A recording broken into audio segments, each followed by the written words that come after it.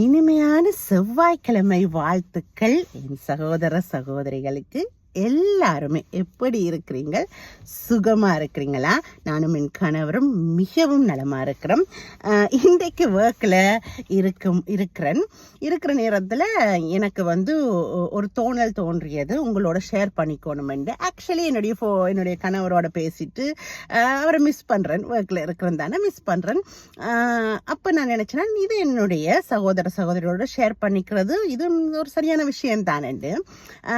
நாங்கள் எங்களுடைய திருமண பந்தத்தில் என்டர் ஆகும் போது பல விஷயங்களை நாங்கள் முடிவு செய்து நாங்கள் கடைப்பிடிக்க வேண்டும் என்று ஓரளவுக்கு நாங்கள் அதை கடைப்பிடித்து கொண்டும் வருகின்றோம். காதலிக்கும் தருணத்தில் நாங்கள் அதை பேசி எங்களை ஒருத்தருக்கு ஒருத்தர் புரிந்துணர்வோடு நாங்கள் பேசி பழகும் பட்சத்தில் திருமண பந்தத்தில் சில விஷயங்களை நாங்கள் கடைப்பிடிக்கணும் என்று அந்த டைமில் நாங்கள் நினைச்சினாங்க. அது ஓரளவுக்கு எங்களுக்கு நல்லாவே ஒர்க் அவுட் ஆகுது அந்த விஷயம். அதில் ஒன்று முக்கியமாக சேர்ந்து நாங்கள் எங்களுடைய நாளை நிறைவடைய வைக்கிறது. அதாவது இப்போ நான் இன்றைக்கு ஒர்க்லேருந்து போகிறேன்னு வச்சுக்கொள்ளுங்களேன். என்னுடைய கணவருக்கு இன்றைக்கு ஆஃப். அப்போ அவர் என்ன ஒர்க்லேருந்து முடிச்சு போனதுக்கு பிறகு அவருடைய விஷயங்களை செய்து கொண்டிருப்பேன், நான் என்னுடைய விஷயங்களை செய்வேன். அதுக்கு பிறகு நாங்கள் தூங்க போகிற தருணம் நாங்கள் ஆக்சுவலி நாங்கள் சேர்ந்து தான் நாங்கள் தூங்க எங்களுடைய படுக்கறைக்கு நாங்கள் சேர்ந்து தான் போவோம். அது எங்களுக்குள்ள நாங்கள் ஒரு ஒரு ஒரு ஒரு கடைப்பிடிக்கிற ஒரு விதிமுறையாக கூட இருக்கலாம். ஆனால் அது எங்களுக்கு ரொம்ப பிடித்த ஒரு விஷயம். அந்த டே எண்ட் பண்ணுறதுக்கு நாங்கள் லுக் ஃபார்வர்ட் பண்ணுற அந்த ஒரு விஷயம். அதாவது பறவைகள் அவங்களோட கூட்டுக்குள்ளே போய் அப்படியே அடங்கும் பாருங்க ஒரு குறிப்பிட்ட நேரத்துக்கு பிறகு. அதை மாதிரி நாங்கள் எங்களுடைய அந்த சேஃப் பிளேஸில் அடங்கி அது ஒரு நிறைவடைய வைக்கிறோம். அந்த நாளை 2 பேரும் உண்டா.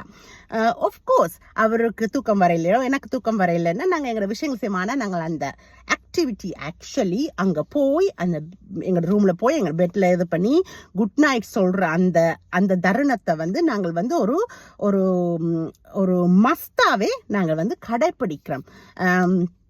இது என்னடா டெடாஸ் இப்படி சொல்றாவே, என்னது பெட்டுக்கு போடுறது எல்லாத்தையும் சொல்றாவே. இன்னும் இதுல இருக்கிற அழகை பாருங்க. இது தம்பதியினர் கடைப்பிடிக்க வேண்டிய விஷயங்கள்ல முக்கியமான ஒன்று. ஏன்னா அது எங்களுக்கு இன்னுமே அந்த புரிந்துணர்வை கொண்டு வருது. எகெயின் இது காம ரீதியா நான் கட்டிலுக்கு போறதை பத்தி பேசவில்லை. அது தவறும் கிடையாது கணவர் மனைவியோ இல்லை தம்பதியருக்கு இடையில. ஆனா இந்த எஃபெக்ட் என்னண்டா, இந்த எஃபெக்ட் நான் சொல்ற இந்த விஷயத்தின் எஃபெக்ட் ஒரு ஒரு ஒரு ஒரு பூரண திருப்திய மனசுக்கும் உடம்புக்கும் தர ஒரு விஷயம்தான் இதுவும். ஸோ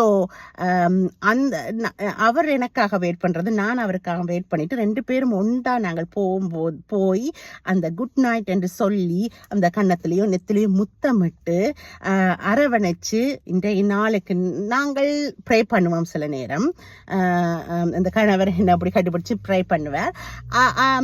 ஏதோ உங்களுக்கு என்ன ஒர்க் அவுட் ஆகுதோ அந்த மாதிரி நீங்கள் நிறைவடையலாம். இது நாங்கள் யூஸ் பண்ணுற ஒரு டெக்னிக். சில நேரத்தில் அப்படி ப்ரே பண்ணி முடிப்போம் எங்களுடைய நாளை. இல்லாட்ட ஏதாவது அந்த நாளுக்கு என்ன நடந்ததுன்றதை இன்னும் கொஞ்சம் சில விஷயங்கள் கதைக்க வேண்டியிருந்ததுன்னா அந்த நேரத்தில் அதை கதைப்போம். சில நேரத்தில் அவருக்கு தூக்கம் வர இல்லாட்டா எனக்கு தூக்கம் வராட்டா நாங்கள் எங்களுடைய டிவி பார்ப்போம், ரீட் பண்ணுவோம், ஃபோனில் ஏதாவது செக் பண்ணி இமெயில்ஸ் ஏதாவது அனுப்பணும். அந்த டைமில் ஏதாவது செய்யணுமெண்டு இருந்ததுன்னா அப்போ அதை செய்வோம். அது வேற. தூக்கம் வர 2 பேருமே ஒரேடியாக தான் தூங்கணும் என்று சொல்ல வரையில. ஆனால் அந்த ப்ரொசஸை எண்ட் பண்ணுறது, அந்த நாள் ப்ரொசஸை ஒண்டா நாங்கள் எண்ட் பண்ணுற அந்த பியூட்டியை நான் சொல்கிறேன். அந்த பியூட்டியில் என்ன நடக்குதுன்னா ஒரு சேஃப் ஃபீலிங் வருது. என்னுடைய கணவருக்காக நான் நினைக்கிறது இன்றைக்கு நாள் என் பண்ணுறது எப்பவும் வழக்கம் போல என்னுடைய கணவரோட தானே. ஆரம்பிக்கிறதும் என்னுடைய கணவரோட, என் பண்ணுறதும் என்னுடைய கணவரோட தானே. அதில் ஒரு திருப்தி, மன திருப்தி இருக்குது. இது நீங்கள் அனுபவிச்சு இருந்தீங்களா இல்லை இருந்து கொண்டிருக்கீங்கன்னா உங்களுக்கு அதை விளங்கும். அதில் அது இன்னும் எங்களை பொண்ட கூட இணைக்கிற ஒரு விஷயமா தான் நாங்கள் பார்க்குறோம். அண்ட் தென் என்னுடைய கணவருக்கு ஒரு வழக்கம் இருக்குது. அதாவது எனக்கு கொஞ்சம் ஸ்லீப் ப்ராப்ளம் இருக்குது, கொஞ்சம் நித்திர கொள்ற தூக்க ப்ராப்ளம்ஸ் எனக்கு கொஞ்சம் இருக்குது. அப்போ அது என்னுடைய ப்ராபப்ளி என்னுடைய சைல்ட்ஹுட்ல இருந்து எனக்கு கொஞ்சம் ப்ராப்ளங்கள் இருக்குது, நிறைய யோசிக்கிறது அண்ட் அப்படியான விஷயங்களால். ஆனால் என்னுடைய கணவருடைய அந்த அரவணைப்பு எனக்கு ரொம்ப முக்கியமாக இப்பெல்லாம் அமைந்து விட்டது. முதல் எனக்கு தெரியாது அவ்வளோ அப்படி ஒரு அரவணைப்பு இருந்து நான் கொஞ்சம் வடிவா தூங்குவேன் எனக்கே தெரியாது. ஆனால் என் கணவர் என்னுடைய வாழ்க்கைக்கு வந்ததுக்கு பிறகு அவருடைய அரவணைப்பும் அந்த பாசமா அவருடைய அந்த கையை அப்படி வச்சு என்னுடைய கழுத்தை எப்பவுமே அவருடைய கையில தான் இருக்கும். அவர் திரும்பி படுக்கிறன்றாலும் அந்த கையை இப்படித்தான் வச்சிருப்பாரு, அது ஃபுல்லா. ஏனென்றா அந்த கையை அவர் எடுத்துட்டாருன்னா நான் வந்து என் தூக்கமும் குழம்பி போயிடும். அதனால எனக்கு அந்த அரிதா அந்த தூக்கம் கிடைக்கிறதுன்றதால அவரும் அந்த கையை வைக்காமல் கையை எடுக்காமல் ஆரம்பத்துல வந்து அப்படியே வச்சிருந்தவர். அப்ப கையெல்லாம் யோசிப்பேன், கையெல்லாம் நோகும், ஆனாலும் வச்சிருந்தவர் தூக்கம் கிடக்கூடாது. அதுவே எனக்கு இப்ப பழகியும் போச்சு, அவனோட கை இல்லாம என்னால தூங்க முடியாது. அப்போ அதுல பாருங்க அந்த பொண்ட் எப்படி, அதாவது எங்களுடைய இந்த உறவு ஏன் இவ்வளத்துக்கு உறுதியா எப்பவுமே நாளுக்கு நாள் போய்கொண்டிருக்கிறேன். அந்த பொண்ட், அந்த புரிந்துணர்வு, காமத்தையும் தாண்டி இந்த உடல்ல இருக்கிற அந்த என்னுடைய கணவருடைய அந்த கை தரும் அந்த என்ன சொல்ற சேஃப்டி, அந்த பாதுகாப்பு உணர்வு. இந்த ட்ரீம்ஸ்லையும் கூட எனக்கு வந்து எதுவும் நடக்காதுன்ற ஒரு ஃபீலிங் எனக்கு வந்துடும். அந்த அவனோட கையை அப்படி திடுக்கிட்டு எழும்பி பார்த்தா கூட அவனோட கை. அண்ட் இது வந்து ஆரம்பத்தில் அவர் வந்து ஒரு என்ன சொல்றது, ஒரு இதா கையை வச்சு படுக்க வச்சவர். ஆனா அந்த தூக்கத்தின் டிஃபரன்ஸ் அவர் பார்த்தாரு. கை வச்சிருந்தா ஆள் படுக்குது, நல்ல வடிவா சேஃப்டியா இதா படுக்குது. ஆனா கை எடுத்துனா குழம்புறா படுக்கிறது. அப்ப அவருடைய இந்த பாசத்தை பாருங்க. அந்த கையை அவர் வந்து எவ்வளவு நுந்தாலும் நான் சில நேரம் நானே எழும்பிட்டு அவருடைய கையை கொடுக்குறேன்னா எனக்கு தெரியும் அது நோகுமெண்ட்.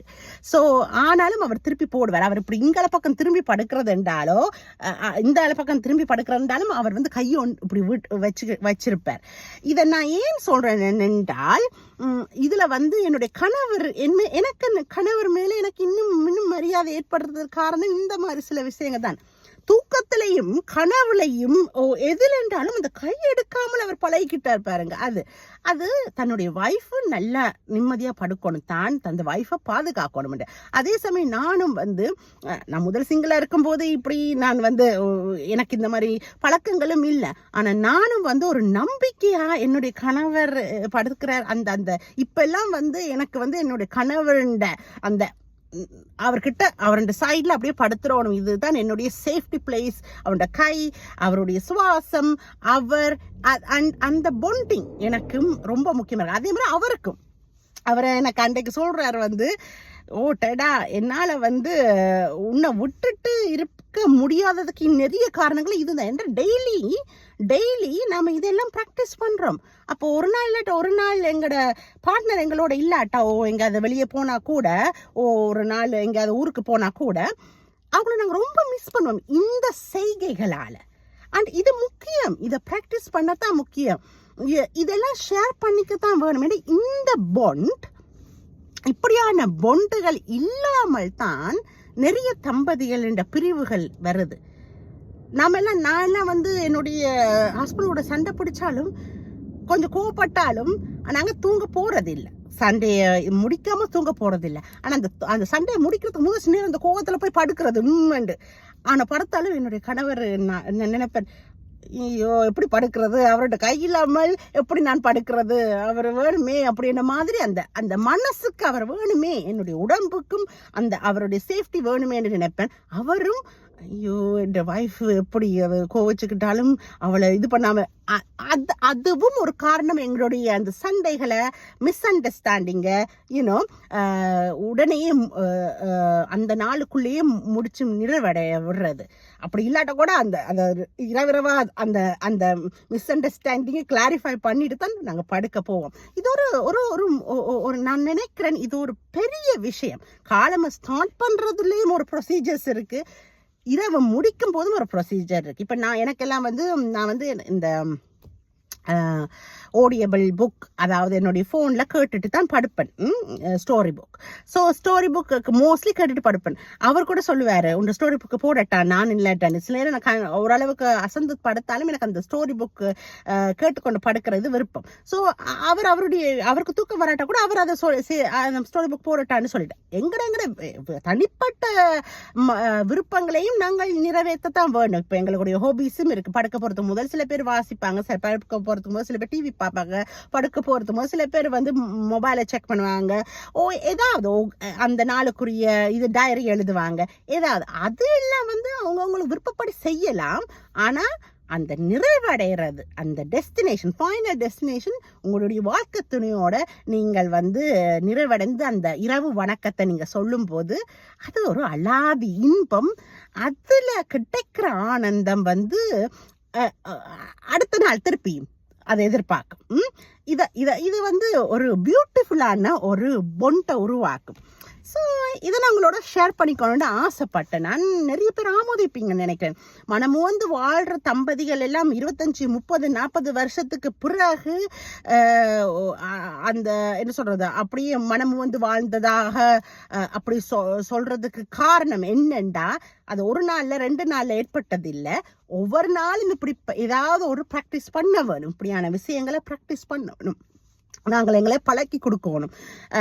சில நேரத்தில் எங்களுக்கு இது தெரியாமல் இருக்கலாம், இது புரியாமல் இருக்கலாம். ஆனால் ஒரு தம்பதியாக இருந்து எங்களுடைய பொண்டை நாங்கள் ஸ்ட்ராங் ஆக்கிக்கிறதுக்கு இப்படியான பல விஷயங்களை ஒன்றா செய்ய வேண்டும், ஒண்டா இருக்கணும். எவ்வளவு பிஸியா இருந்தாலும் ஒண்டா செய்யணும். ஒதுக்குங்க, நாட்களை ஒதுக்குங்க. இப்ப இரவுல ஒர்க் பண்றவங்க, ஒரு பார்ட்னர் ஒர்க் பண்றா அதை தவிர்க்க முடியாத ஒரு விஷயம். ஆனா மற்றபடி இதுகள் எல்லாத்தையும் நீங்க வந்து கண்டிப்பாக உங்களோட வாழ்க்கையில பிராக்டிஸ் பண்ணுங்க. இதைத்தான் பிராக்டிஸ் பண்ணணும் என்று நான் சொல்ல வரையில. இதுகள் ஐடியாஸ். எங்களுக்கு ஒர்க் அவுட் ஆகுது, உங்களுக்கும் ஒர்க் அவுட் ஆகலாம். உங்களுக்கு நீங்க 2 பேருமே மனமும் வந்து கதைங்க இதெல்லாம் ஒர்க் அவுட் ஆகணும். ஆனா இது வந்து நாங்களும் என்ன முதல் கல்யாணம் பண்ணாங்களா? இல்லையே, நானே என் கணவரை முதல் கல்யாணமா பண்ணி கடைசி வரைக்கும் வாழணும்னு ஆசைப்பட்டு நாங்கள் எங்களோட பந்தத்துக்குள்ள வந்திருக்கிறோம். ஸோ எங்களுக்கும் எல்லாமே தெரியும் இல்லை. இதெல்லாம் வந்து நாங்கள் அதை ப்ராக்டிஸ் பண்ணும் போது எங்களுக்கே விளங்குது இது சரியான பாதையில தான் நாங்கள் போய்கொண்டிருக்கோம். அதோட சேர்த்து ஒரு ஆழ்ந்த புரிந்துணர்வு வருது. பேசாமலே ஒருத்தரோட ஒருத்தர் பேசாமலே அந்த புரிந்துணர்வு வருது. அது அந்த உடம்பு சூடு, இது சுவாசம், பார்ட்னர் வாசம், இது எல்லாமே அதுக்கு முக்கிய காரணங்கள் தானே. ஓகே நண்பர்களே, டைம் ஆயிடுச்சு. இன்றைய நாள் அமோகமாக உங்களுக்கு அமையட்டும். Have a great day. See you next video. Thank you.